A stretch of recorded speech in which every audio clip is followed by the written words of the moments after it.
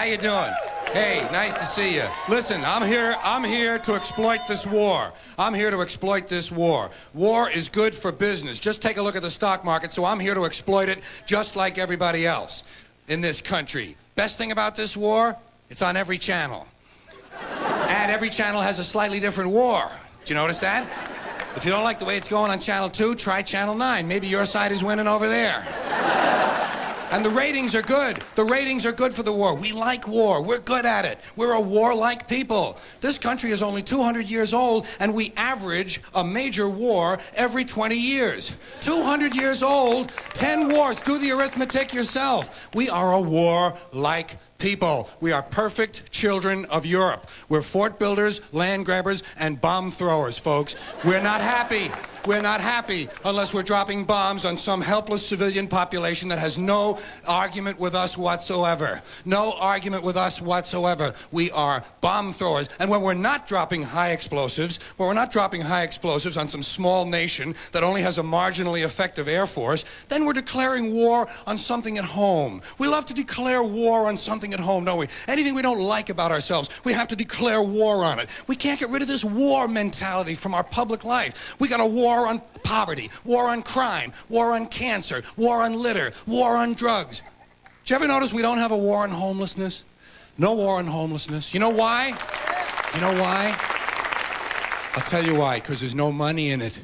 There's no money in that problem. Nobody stands to get rich off of that problem. You find a solution to homelessness where the businessmen and the politicians can steal a couple of $1 million each, you'll see the streets of America begin to clear up pretty fast.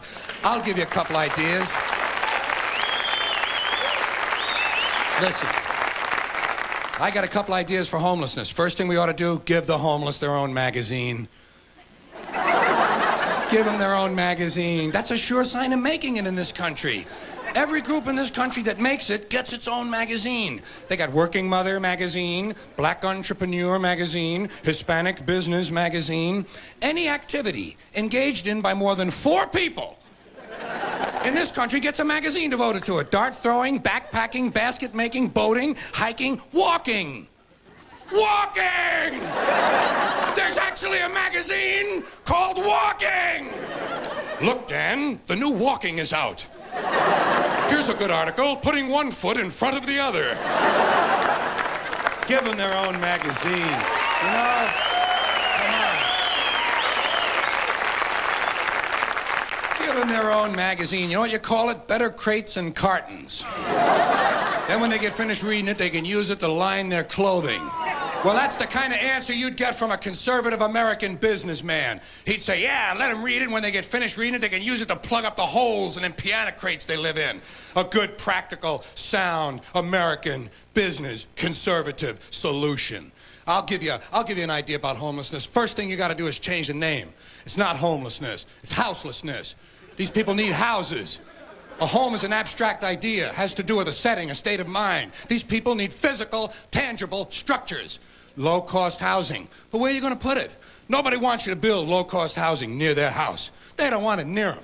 We got a thing in this country called NIMBY. N-I-M-B-Y. Not in my backyard. That's what they call it. People don't want anything near them, especially if it might help somebody else.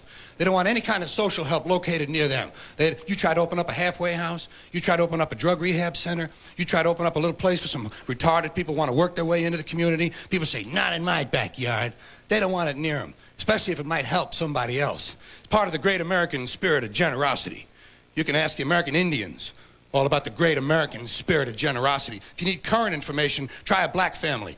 They'll help you figure out the great American generous spirit. These days we call it 1,000 points of light.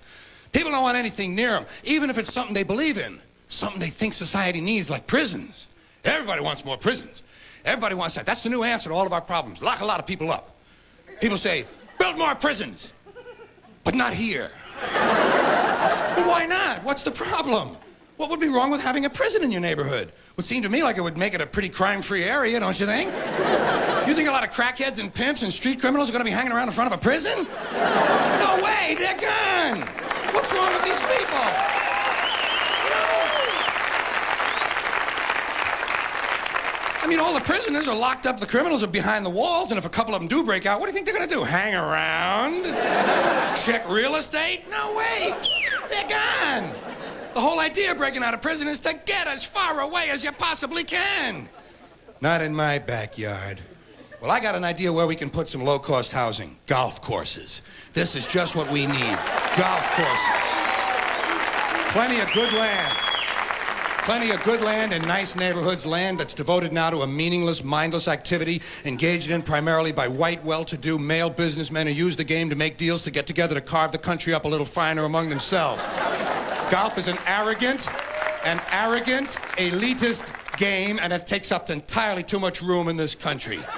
Entirely too much room. Listen to me. You know how much room it takes up? 17,000 golf courses, about 150 acres each. That's 3 million acres. That's 4,800 square miles. 2 Rhode Islands and a Delaware you could build for the homeless on the land that's currently devoted to this meaningless, mindless, arrogant, elitist, racist game. Racist game. Racist game. I say it's time to reclaim that valuable land from the wealthy and turn it over to the homeless. You see, I have solutions. You know the only problem? No one ever calls. Rarely get a call from Congress or a think tank. Thank you all for listening. Good night. I'll see you later.